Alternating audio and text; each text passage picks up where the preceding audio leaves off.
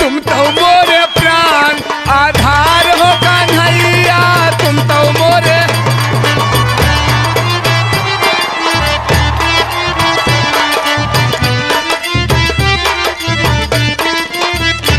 हे मथुरा कन्हैया जी कई जाना में भयो है, मथुरा कन्हैया जी कई जाना में भयो है। गोकुला में बाजे लगी आना बधैया, तुम तो मोरे प्राण आधार हो कन्हैया।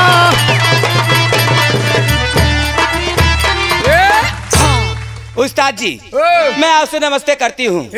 हाँ नमस्ते कर दिया का? जी हाँ। हम कहा था खुशी नहीं ये कैसे बोलते हो यार? हाँ। हम नहीं बोली तो इस चुपके से गंगा कैसेट मालिक बोले थे। अच्छा अकेले में? हाँ। नहीं ऐसी बात नहीं है, चुपके से नहीं बोलते, सबके सामने बोलते हैं। खुल्लम खुल्ला बोला थे। और क्या? लेकिन ये बतावा हाँ। तू हमका आज कहे बरे बुलाए हो? तुम्हें? हाँ। मैं इसलिए बुलाई हूँ। हाँ। सबसे पहले तुम एक बात ये बताओ। हाँ। जब तुम्हारे माता पिताजी पैदा हुए हाँ। तो उस वक्त तुम कहाँ थे? अब पकड़ाए यहाँ धाराए। तू कहे मुंह बाबत या जगरा ना फसाई का मास्टर का कहियो कि जब तोहरे अम्मा पप्पा पैदा भये तो उस वक्त तुम कहाँ थे? हाँ तुम कहाँ थे? कैसो गंगा कैसिड मालिक अब का हाल होए? हम कहा था मोट के एक खुरधाई दिया तो चटनी हुई। हाँ। बोलो बोलो मुंह मत खोलो, जल्दी बोलो जल्दी सुनो बोलो। सुनो। हाँ बोलो। जब हमारे माता पिता पैदा हुए हाँ उस वक्त हम कहाँ थे? हाँ कहाँ थे? जब हमारे माता पिता पैदा हुए उस वक्त हम अपने माता पिता के कर्म किस्मत तकदीर में।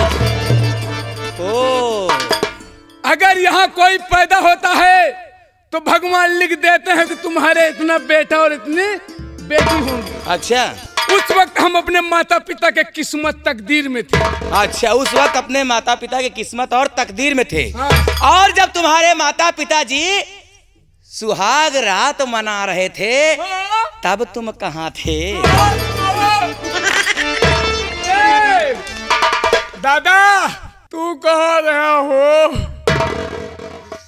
सही बता दादा, तू हमसे पहले आया। दादा का होश खराब है, दादा से कहा पूछा था? दादा के देखा कैसे मुस्की काटता है। दादा मुस्की नहीं काटा था, दादा मुंह बावत। हाँ मुंह बावत है तो का खाए के बारे महारानी गाड़ू। अरे मुस्की काटता है। मुस्की काटता है। हाँ। मास्क लगाए। मास्क। हाँ हम कहा था यही बिना जाले दिल्ली में हम कहा थी पकड़ ले रहे 4 जने का। अच्छा हम कहा थी केसरी मैनेजर रहे साथ। अच्छा वो पकड़ लेंगे। हम कहा था यह मासा खातिर 500 रुपया पड़ा। अच्छा अच्छा। हाँ का कहती हाँ जब तुम्हारे माता पिता सुहाग रात मना रहे थे। हाँ तब उस वक्त तुम कहाँ थे? हाँ गंगा कैसेट मालिक तू ही इज्जत रखा बाबू। हाँ हाँ हाँ तू से क्या बताई जब हमारे अम्मा पापा सुहाग रात मनावत रहे। हाँ वह तो सब बतिया आटे। तू से क्या बताई हाँ जो का कहा थी हमरे अम्मा पापा का बियाह भा। हाँ हम नहीं जाने थे, हमारा छोटकाई मौसी बतावत रहे। अच्छा अरे छोटकाई मौसी बताओ रे। हाँ। करे तोरे मौसी वहाँ का? मौसी हमरे हवाई नहीं है। अम्मा हमरे अकेले यहाँ पड़ोसे में एक जनी है। अच्छा अच्छा। तुसे क्या बताई जो हमरे अम्मा बप्पा के बियाह बा। बप्पा हमरे गए हैं माई हमार कहीं बुढ़ना ही माई। बप्पा से हमरे कहीं बिटवा ऐसा करे तुहार बियाह हो गया है जाए के अपन मेहरारू आन लावा। जाए के अपन मेहरारू आन लावा। संझा की हम रोटी पानी बनावे लागी थे तो हमका देखा नहीं। सही पप्पा हमरे कहे ठीक है माई हम जावे। अब पप्पा हमरे खून कर दे। फोन रे? अरे फोन कर दिए। फोन? हाँ हुआ फोन कर दे नानी हमरे जान गए कि आज हमरे नेपान आई हैं। आराम खोर कहीं। अरे नेहमान। हाँ। नेपान क्या है? मेहमान। नेहमान हमारे आज नेहमान आएंगे। तुझे क्या बताई बप्पा हमरे पहुंच गए। अरे नानी हम गाड़ी से धुर धुर धुर धुर धुर धुर धुर धुर करा। हाँ।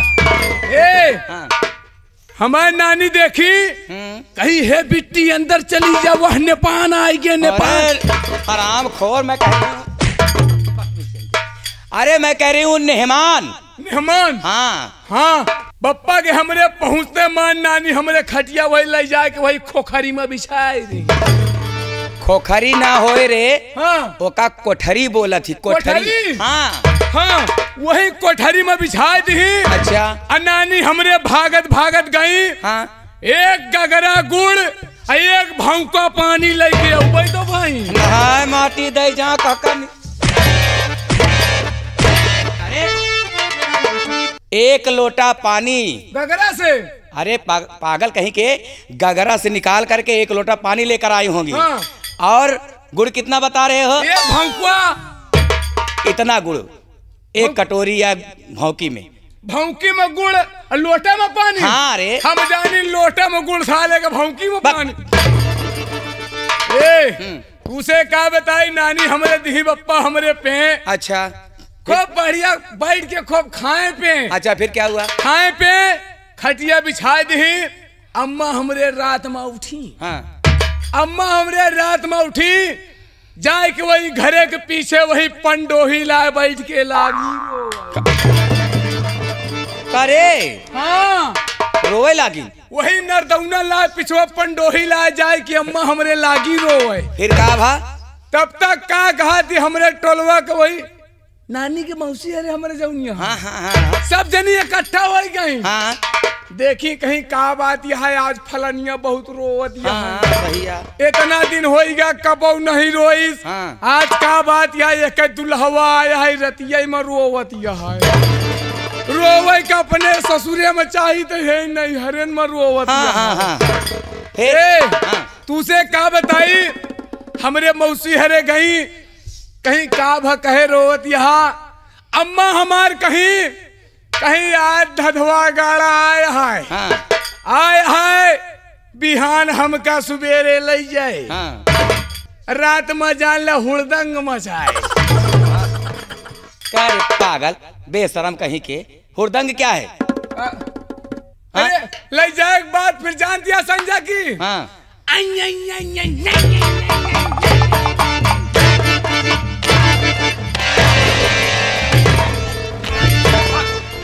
पागल कहीं। अब मैं समझ गई। मतलब तुम्हारे माता पिताजी। हाँ। पप्पा मेरे लगे। हाँ। जैसे शुरू करे। हाँ। घसा का भूख से अब गिर पड़े। हमार सही है कि नहीं? तुम्हार सही है। हमार सही है। हाँ। तो जाना तू इन गलतियाँ। अच्छा जितनी गलतियाँ। हाँ। गंगा का एसिड मालिक। हाँ। जितनी गलत हो उसका निकाल दिया। हाँ, नहीं हम कह दी पूरा गल के बह जाए। ए देखिए उस्ताद जी देखो समय बहुत कम है। कहना क्या चाहती हूँ? समय को देखते हुए लौंडा का दाई दिया गंगा का समय से चाटत बैठा रहा जैसे पान के साथ चूना। कहना क्या है? हाँ। अरे बोला ता चूड़ी हमारे तन्हाई अकेला में। हम जानते हैं क्या करे खातिर तुहार चूड़ी बोलत रहा था। के करे बरे वो नहीं विश्वकर्मा भैया खातिर तुहार चूड़ी हमेशा ऐसे खानकात रहा था। वही माँ जौन डिब्बा भर भर के लाए के गिफ्ट दे थी। हम कहा था डिब्बा तो देवे करा थी। हाँ। हम कहा थी लंडू लाए। अरे हमारे अभय प्रताप विश्वकर्मा जी कर रहे हो ना। अरे बोला ता चूड़ी हमारी तन्हाई अकेला में गांव नगर खोजी मेला में हो। अब तो मुश्किल हुआ रहना आ जाना ओ सच।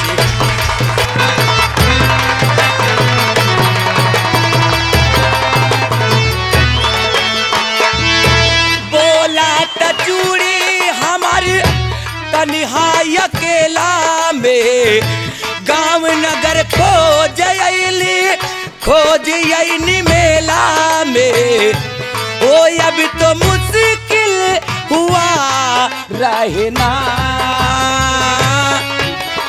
आ जाना ओ सजना।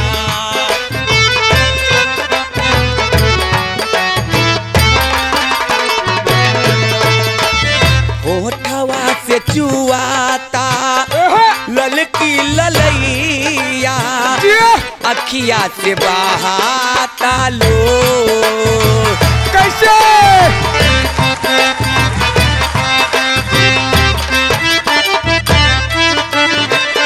अखिया से बहाता लोर, लोरी से धोआ जाला आँखी के कजरेवा, तकते में हो जाला भोर।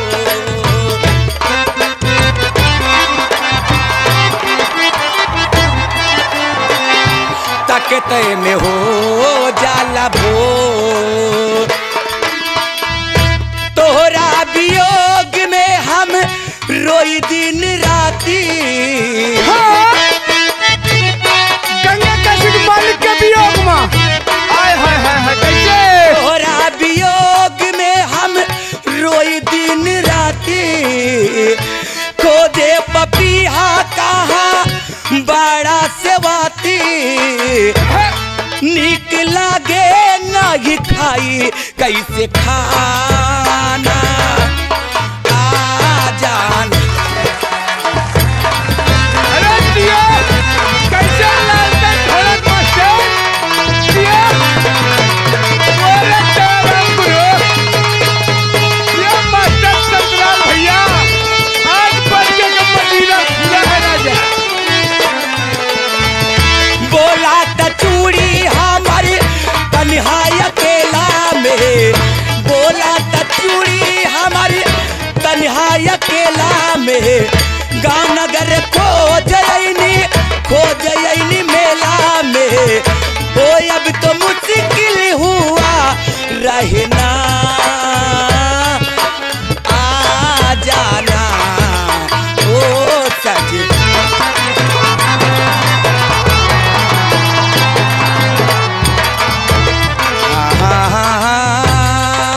जाना ओ सजना। हेलो मैडम क्या है? अगर तोहका देन के है का तो अब केहू को छीन दिया।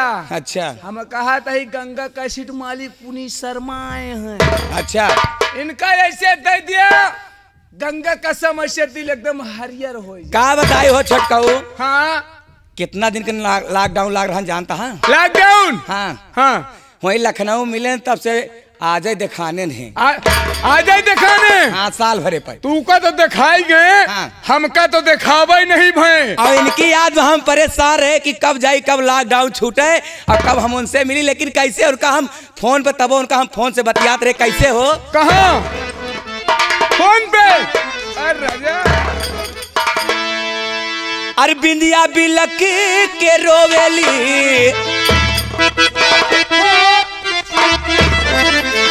अरे बिंदिया बिलक के रोवेली, बाली मनावता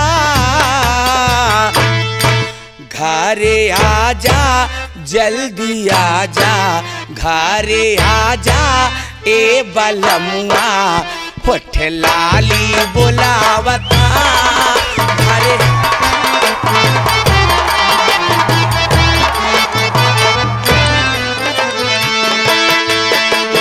बिंदिया बिलक के रोवेली, बिंदिया बिलक के रोवेली, बाली मनावता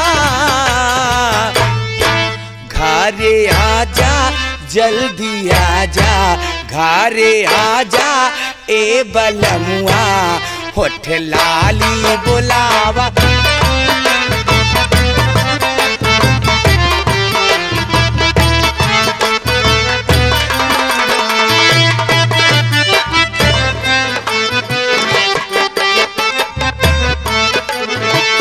बड़ा रे बेदर्दी तू तो बड़ा ये सजानेवा।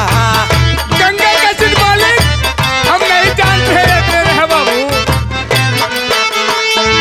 बड़ा रे बेदर्दी तू तो बड़ा ये सजानेवा।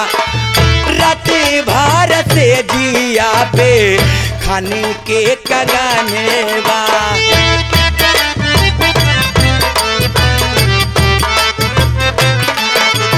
सूते न देला हमरा के ये सूते न देला हमरा के राती राती जगावेला। घरे आजा जल्दी आजा घरे आजा ए बलमुआ होटलाली बोलावा था।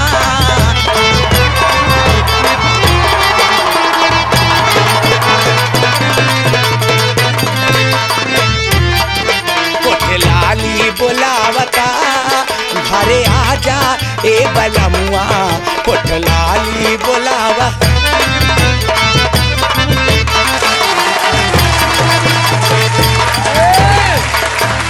आगिला को राजा तोरा रुपया के ढेर में। हमरे हवाई नहीं है गंगा कैसेट मालिक के बोरा रुपया है। आगिला को राजा तोरा रुपया के ढेर में। उठेला उछंदर राजा देखा हमरा देह में। उदयराज भैया पैसा ले खड़ो। आगिला गो राजा तोहरे ए उदय राजा दिल्ली से घरे नहीं गया। लॉकडाउन में तू यहीं पर काहे जाबे करबे। सुगर मालिक पाएगा बैठे बैठे खूब तर खा लेता है। आगिला गो राजा तोहरा रुपया के ढेर में। उठेला उछंदर राजा देखा हमरा।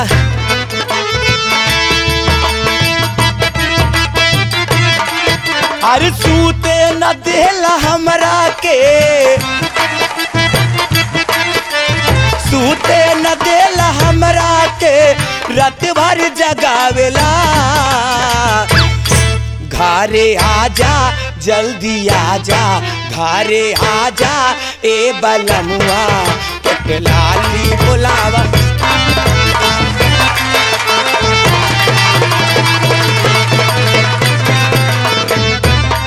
घरे आजा ए बलमुआ होटलाली बोलावता। घरे आजा।